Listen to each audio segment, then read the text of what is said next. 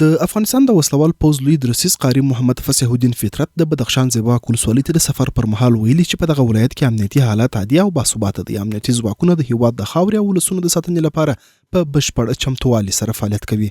نوموړي ټینګار کړی چې هیڅ وګړي یا وسلوالې ډلې ته به اجازه ورنکړي چې د افغانستان امنیت ګډوډ کړي. نوموړي د بدخشان اوسیدونکو ته ډاډ ورکړی چې په دغه ولایت کې امنیتي ځواکونه په لوړه روحیه د خلکو او خاورې د ساتنې لپاره شپه او ورځ هڅې کوي او هیڅ ډول امنیتي ستونزه شتون نه لري.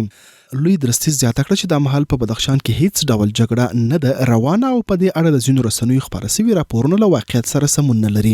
برای تمام مردم افغانستان ما اطمینان میدیم که هر او کسی که به اشاره اجانب بخواهد که امنیت در افغانستان اخلال بکند، قسمی که این همینا ضربه خریدن همه تو ضربه میخورن.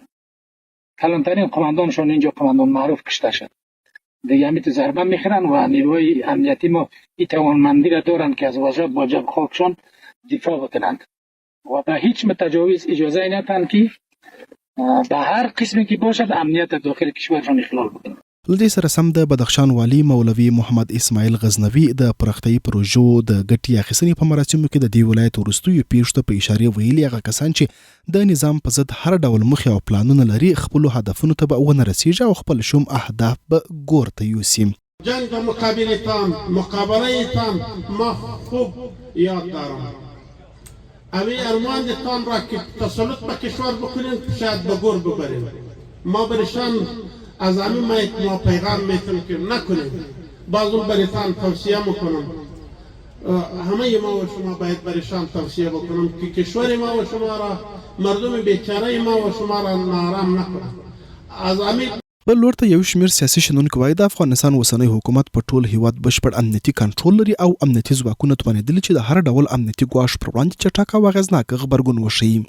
د دوی په وینا پاکستان تر دې وړاندې هم د افغانستان پر ځینو سیمو هوایي بریدونه ترسره کړي، خو دغو اقداماتو خپلې موخې نه دي ترلاسه کړي او د افغانستان پر امنیتي وضعیت یې د پام وړ اغېز نه دی کړی.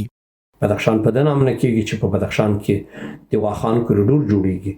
د بدخشان په دې نامه کېږي چې الته په بدخشان کې د طلا او زیرمې پرتې دي، الته د قیمت بها او تیږو زیرمې پرتې دي.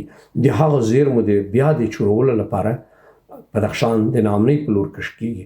نه تنها بدخشان بلکې کونړ، نورستان او د چترال له ادرسه پاکستان غواړي چې الته مخالفین د امارت اسلامي ته اډې او داسې دلته هم د پاکستان لاس او تبلیغات کوي او په نړیواله کچه د سیمې په کچه باندې هم پاکستان افغانستان همیشه بې امنیته ښیي او دا راپورونه ورکوي چې افغانستان بې امنیتي ده او ترهګر دي او پاکستان ته راځي.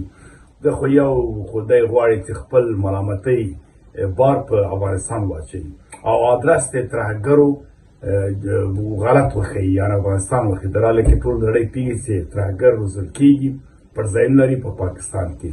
د یادونې وړ ده چې تر دې وړاندې هم د یو شمېر بهرنیو رسنیو له لوري د بدخشان د امنیتي وضعیت په اړه راپورونه خپاره شوي وو چې پکښې د دغه ولایت د ناامن ښودلو هڅه شوې وه، خو د اسلامي امارت مسؤلینو دغه راپورونه بې بنسټه بللي او ټینګار یې کړی چې د یادو راپورونو محتوا له واقعیتونو سره سمون نه لري او د بدخشان امنیت تر بشپړ کنټرول لاندې دی.